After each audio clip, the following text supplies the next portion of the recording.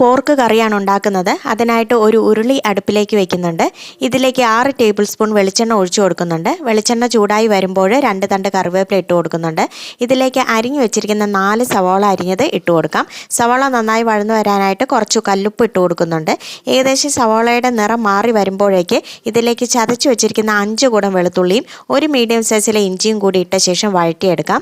ഇനി ഇതിലേക്ക് 3 വലിയ ടേബിൾ സ്പൂൺ കാശ്മീരി മുളക് പൊടിയും 2 ടേബിൾ സ്പൂൺ എരിവുള്ള മുളക് പൊടിയും 4 ടേബിൾ സ്പൂൺ മല്ലിപ്പൊടി, 1 ടീസ്പൂൺ മഞ്ഞൾപ്പൊടി, 1 ടേബിൾ സ്പൂൺ ഗരം മസാല എല്ലാം കൂടി ഇളക്കി 1/4 കപ്പ് വെള്ളം കൂടി ചേർത്ത് ഇളക്കി വഴറ്റിയെടുക്കാം. പൊടികൾ കരിഞ്ഞു പോകാതിരിക്കാനാണിത്. അതിനുശേഷം 1/4 ഭാഗം അരപ്പും കോരി മറ്റൊരു പാത്രത്തിലേക്ക് വെക്കാം. ബാക്കിയുള്ള അരപ്പിലേക്ക് 3 കിലോ ഇറച്ചി ഇട്ട് കൊടുക്കുന്നുണ്ട്. ഇളക്കി 1/2 കപ്പ് ചൂടുവെള്ളം ഒഴിച്ച് ഇളക്കി 2 തട്ട് കറിവേപ്പില ഇട്ട് അടച്ചു വെച്ച് വേവിക്കണം. ഏകദേശം 1 മണിക്കൂറോളം വേവുണ്ട് ഇറച്ചിക്ക്. ഉപ്പ് ചേർത്ത് കൊടുക്കണം. അടച്ചു വെച്ച് മീഡിയം ഫ്ലെയിമിൽ വേവിച്ചെടുക്കാം. അതിനുശേഷം ഇറച്ചി വെന്തിട്ടുണ്ടോ എന്ന് നോക്കണം. ഇത്തരത്തിൽ അതിൻ്റെ നെയ്യൊക്കെ മുറിഞ്ഞു വരണം. ഈ പാകമായാൽ ഇതിലെ നെയ്യ് മറ്റൊരു പാത്രത്തിലേക്ക് കുറേശ്ശെ ഊറ്റിക്കളയണം.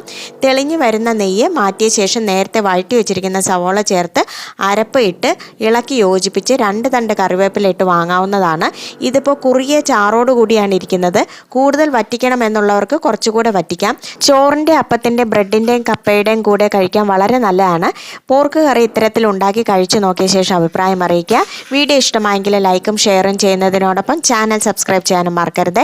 ബെൽ ബട്ടൺ കൂടി എനേബിൾ ചെയ്തോളൂ. മറ്റൊരു നല്ലൊരു വിഭവമായി മറ്റൊരു അവസരത്തിൽ വീണ്ടും കാണാം. താങ്ക്